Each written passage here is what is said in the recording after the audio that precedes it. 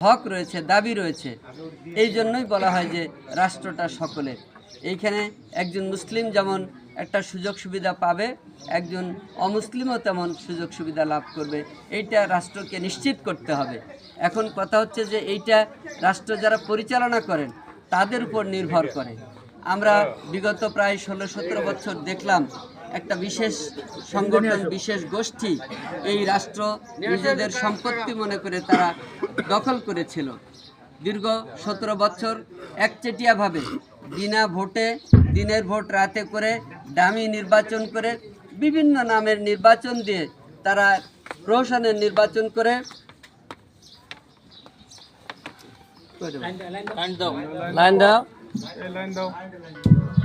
তারা প্রহসনের নির্বাচন করে এই দেশটাকে তাদের নিজস্ব সম্পত্তিতে পরিণত করেছিল।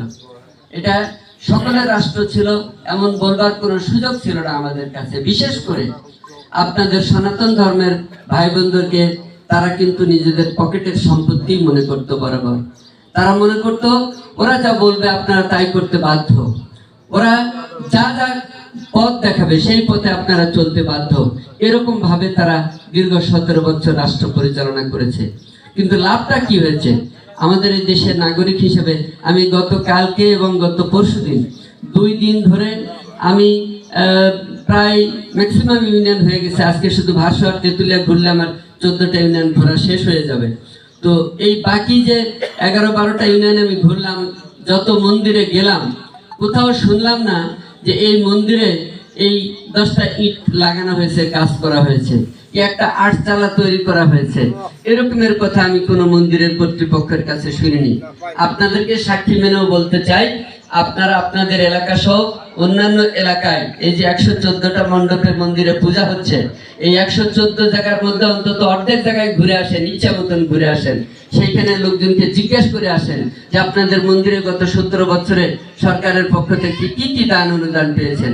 আমি অন্তত 5টা জায়গায় কথা পেলাম এরকম যে তারা শুনেছে তাদের মন্দিরের নামে 5 লাখ টাকা বরাদ্দ হয়েছে, কিন্তু ওইদিকে রাস্তাঘাট খারাপ, তাই ওই টাকাটা আর পৌঁছেনি মন্দিরে। এরকম ভাষায় তারা কথাবার্তা, কত দুঃখ বেদনা নিয়ে তারা এই বক্তব্য রেখেছে মন্দিরে দাঁড়িয়ে। ভাইরা আমার, তো এই যখন অবস্থা, তখন বুঝতে হবে যে তাদের কাছে এই রাষ্ট্রটা যে সকলের, এই চেতনা তারা বিশ্বাস করে না, এইটা তারা লালন করে না বলেই তারা আপনাদেরকে বঞ্চিত করে এইভাবে নিজের টাকার পাহাড় গড়েছে বিদেশে।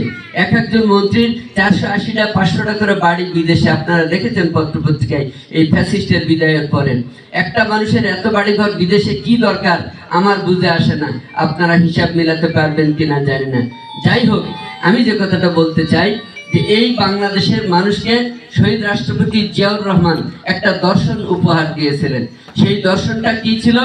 জিয়াউর রহমানের আগে যখন শেখ মুজিবের সরকার ছিল, দেশ স্বাধীনের পরে আপনারা যারা বয়স হয়েছে তাদের মনে থাকবার কথা যে সবাই বলতো যে আমরা বাঙালি, 7.5 কোটি বাঙালির বাস এই বাংলাদেশে। এই বাঙালি পরিচয় দেওয়া হতো, আমাদের জাতীয়তা বলা হতো বাঙালি। কিন্তু প্রকৃতপক্ষে এই দেশে আমরা যেমন বাঙালি, ঠিক একইভাবে বাংলা ভাষায় কথা বলে ভারতের পশ্চিমবঙ্গের লোকেরা, তারাও তো বাঙালি, তারাও বাংলা ভাষায় কথা বলে। তারাও বিদেশে গেলে নিজেদেরকে বাঙালি বলে পরিচয় দেয়।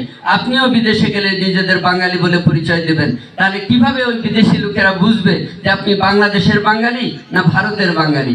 পরিচয়ের একটা আলাদা বৈশিষ্ট্য থাকা দরকার। তো এই কথা চিন্তা করেছিলেন সর্বপ্রথম জিয়াউর রহমান।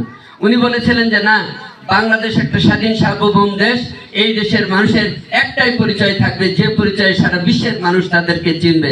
এই দেশে হিন্দু হোক, বৌদ্ধ হোক, খ্রিস্টান, মুসলমান, যেই হোক, জাতীয় হোক, উপজাতীয় হোক, সমতলের হোক, পাহাড়ের হোক, যেখানে আমরা বসবাস করি না কেন, আমরা যারা বাংলাদেশের স্বাধীনতার সার্বভৌম